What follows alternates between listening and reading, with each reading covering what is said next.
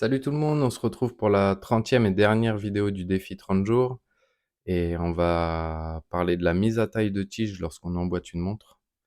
Cette fois j'ai réussi, vous verrez, regardez jusqu'à la fin, je me suis pas loupé comme dans la dernière vidéo. Donc on va commencer par mettre la tige seule sur le boîtier puisque c'est à cause de ça que je me suis loupé la dernière fois, j'ai pas pris le temps de le faire. Et comme ça, on peut regarder où est-ce qu'elle va une fois en place. Comme celle-ci est vissée en plus et le tube rétractable, alors ça m'a posé enfin j'ai pas fait attention et voilà. Du coup, grosse erreur de ma part. Donc on recommence pour la procédure. On visse la couronne sur la tige, on la remet en place sur la montre. On fixe bien tout comme ça doit être une fois emboîté. On vient mesurer avec un pied à coulisse là où c'est censé arriver. Cette fois au bon endroit. On vient dévisser, on reporte la mesure tout simplement sur la tige. Moi, je viens faire un petit coup de marqueur. On peut se laisser de la marge puisque derrière, on va venir, déjà la coupe suivant la pince que vous avez, c'est plus ou moins net.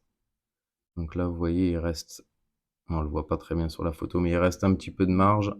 Je peux puisque derrière, on va limer encore pour faire un joli plat, faire quelque chose de propre et une fois que c'est plat, je sais pas si on voit très bien.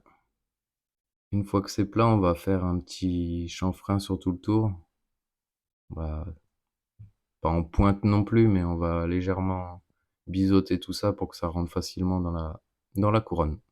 En plus de ça, on peut passer sur une lame de couteau ou sur une lame de cutter, faire le tour un peu pour enlever tout 2-3 petites saletés et des bavures s'il y a, c'est pratique. C'est mieux avec un cutter parce que, voilà, j'abîme ma lame de couteau pour rien.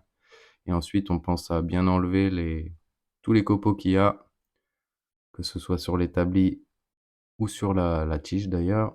On fait un petit coup de propre sur l'établi avant de recommencer. On réinstalle la tige, sans forcer, ça doit rentrer nickel normalement, il ne doit pas y avoir de souci à ce niveau-là.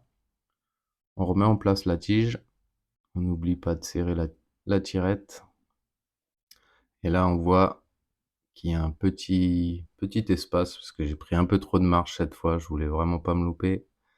D'ailleurs, j'ai mis une tige du mouvement ETA dedans, sachant que c'est un ST36. Vous saurez que la tige est compatible si jamais vous recherchez des composants. Pas pour tout, hein, j'ai pas essayé tout, mais ça fonctionne. Donc voilà, on remet en place. Je visse la couronne, on voit qu'il y a un petit jour. C'est assez léger, mais on va dire que on va reprendre très légèrement en redémontant la couronne et en venant mettre un petit coup de lime. Pas grand chose, hein. Il y a pas grand chose et on refait le petit chanfrein, même opération qu'avant. On réinstalle tout ça, bien serré, bien penser à serrer quand même. Et cette fois, c'est parfait, la tige est à taille.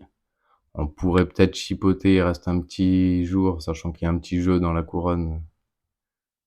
Franchement, c'est super, zoomé, donc faut se méfier de ça aussi, il faut être raisonnable au bout d'un moment. Mais celui qui veut ajuster peut encore ajuster. On regarde que les fonctions se fassent bien. Cette fois, j'arrive à faire le remontage et la mise à l'heure. Et on a presque terminé puisque je redémonte encore un coup. J'enlève la couronne et je viens mettre un tout petit peu de frein filet. C'est pas de la colle non plus, mais ça permet que ça tienne vraiment bien, une fois la couronne en place. Donc on n'oublie pas d'enlever le surplus, là j'ai pas à montrer, mais on enlève le surplus puis on remet en place et c'est tout bon. Si, comme moi, vous avez coupé un peu trop court, bon moi c'était vraiment trop court, mais si jamais il vous manque un petit chouïa, vous pouvez la technique du jour, c'est je prends un petit bout d'étain, ça se taille super bien au cas où si ça ne rentre pas dans la couronne suivant les dimensions que vous avez et je viens couper des petits morceaux et je viens en caler un dans la couronne, dans le filetage. Ça permet que la tige arrive en butée plus rapidement et d'augmenter un petit peu la longueur totale. Donc après, bien sûr, faut pas en abuser et qu'il reste assez de prise de la tige sur la couronne quand même, mais de la couronne sur la tige d'ailleurs. Mais ça permet de rallonger de quelques centièmes, quelques dixièmes si voilà, ça sera légèrement plus long. On arrive à la fin de la dernière vidéo. Merci de nous avoir suivis. On est plus de 1500 maintenant, c'est super cool. On continue comme ça. Continuez à vous abonner si c'est pas fait. Un like, un message. Et on se retrouve très bientôt pour une prochaine vidéo. Allez, à bientôt.